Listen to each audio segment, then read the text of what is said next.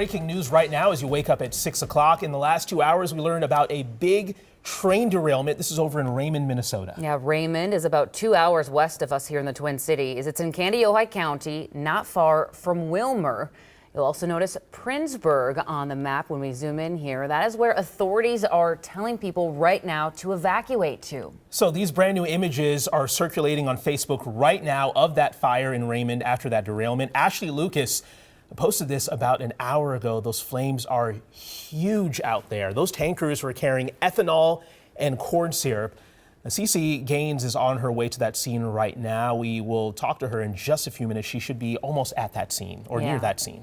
And folks, I've been chatting with folks from the Raymond area, including Brian Aiken. He tweeted this to me saying he got this emergency alert on his phone at about 2 o'clock this morning. All it said was, due to a train derailment, evacuate to Princeburg School.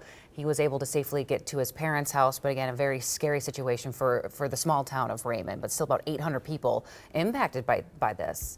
And of course, Highway 23, here's Raymond as we speak. Highway 23 closed in both directions. So as folks are evacuating, watch out for that. And as folks in the surrounding communities anticipate roads to be a little more crowded. Willmar, Highway 71, Highway 7, 277 and 40 are going to be your detour options this morning. All right, though, it's a busy morning, so let's get out to Guy because it is cold. You're tracking storms moving in. Yeah, below average temperatures and the calm before the storm right now. Radar pretty much quiet for the Twin Cities and northward and for much of the state, but we do have some snow developing far southwest corner. Winter storm watch is posted for tomorrow afternoon and Saturday morning. Accumulating snow likely for counties you see highlighted in blue, and a winter weather advisory this afternoon through tomorrow morning as rain from the Twin Cities in southward with a couple rumbles of thunder possible and snow north of the Twin Cities tonight. As soon as 3 to 5 inches on the way with slippery travel. Again, that will stay north of the Twin Cities. So a lot to get into. First, you got temperatures again remaining below average. Here's how your hourly planner is shaping up. Later on this afternoon and evening, getting off of work, you could see some rain and snow. Accumulations look very light here, little to none. Already by 7 o'clock, we're transitioning over to rain tonight. So rain will transition over to snow for a widespread coverage area of folks for Friday night into Saturday morning, and then the snow ends come Saturday morning. I'll track this out throughout the morning hours. Alicia? Thank you, Guy. Let's give you a look at the metro map within the Twin Cities. All green, still no crashes out there to jam you up. Drive times between Minneapolis and St. Paul, 8 minutes in both directions on 94. And if you're waking up in Anoka, good morning to you. Here's a live look at Round Lake Boulevard, where drive times are average along Highway 10. We are following another breaking story in Minneapolis from overnight. Authorities spent much of the night at a home on Lake and 12th Avenue South. Now, we do not have official confirmation on exactly what happened there, but it does appear to be a crime scene, as you can see here. We spoke with the Minneapolis Public Information Officer, who says they would be giving us more details this morning. Of course, we're going to bring you that information as soon as we get it. A neighborhood is back open this morning in Cannon Falls after a standoff ended with a suspect dead and a woman in the hospital. Police spent hours trying to negotiate with a 25-year-old man believed to be barricaded in a home off of 1st Street North and East Hoffman Street. The suspect was wanted in connection with the shooting of a 26-year-old woman in the neighborhood. But once members of the police SWAT team got inside, they say they found the suspect dead. It's not clear what led up to that initial shooting. New video this morning after a truck crashed into a building in downtown Minneapolis. It happened on 2nd Avenue and 4th Street North in the North Loop. Minneapolis police say distracted driving led to a Ford F-150 leaving the roadway and crashing into that building. The driver wasn't hurt, and they say there doesn't appear to be any immediate danger related to the building's damage. In just hours, Tony Lazzaro will be back on the witness stand in his sex trafficking trial. Prosecutors used new evidence they received to grill him during a cross-examination yesterday. Prosecutors showed the jury text messages Lazzaro sent to a friend in Texas, where he refers to his co-defendant as his recruiter and jokes about infamous sex trafficker Jeffrey Epstein. They also showed photos that Lazzaro had testified didn't exist, showing teenage girls in his bed. Lazzaro claims he didn't pay the teens explicitly for sex, but rather gave them money and gifts to help them out.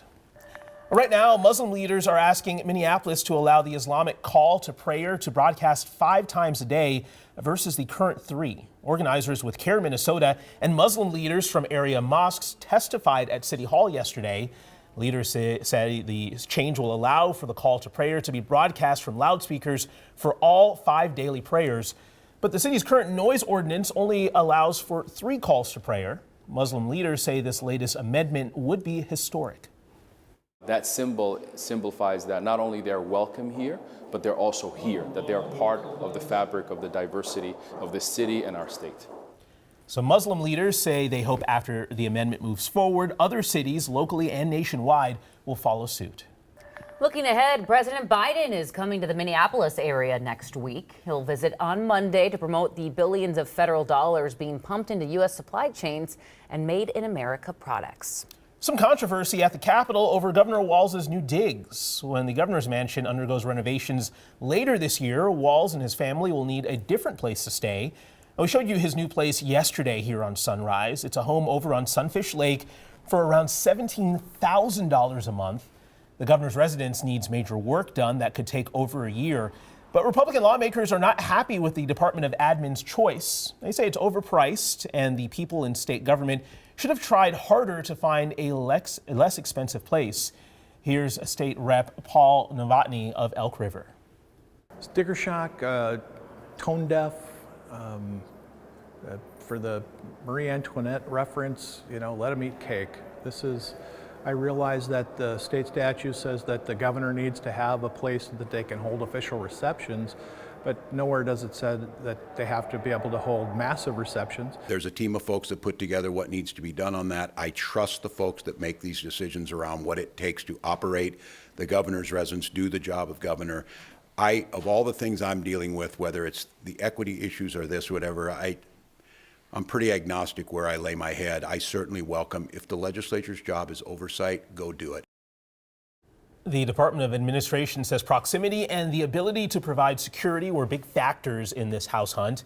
They also said there were very limited options that met specific criteria during the necessary time period. Now, Novotny says he may float the idea of passing a state law that limits how much the state can spend to lease temporary quarters. I mean, it's a really nice place. 17 grand a month, though. That price tag. That's It's up there. shocking. Sticker shock for sure. Minnesota now has its first ever Chief Equity Officer. Stephanie Burridge will oversee the new Office of Equity and Opportunity, looking to close disparities in our state. She's moving into the role from the State Department of Education, where she focused on a number of things, including the department's Equity, Diversity, and Inclusion Center.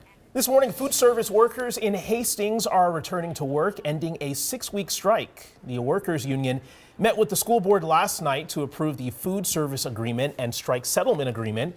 It includes a more than 2% increase to their salaries. The terms are the same as the district's final offer, which came before the strike.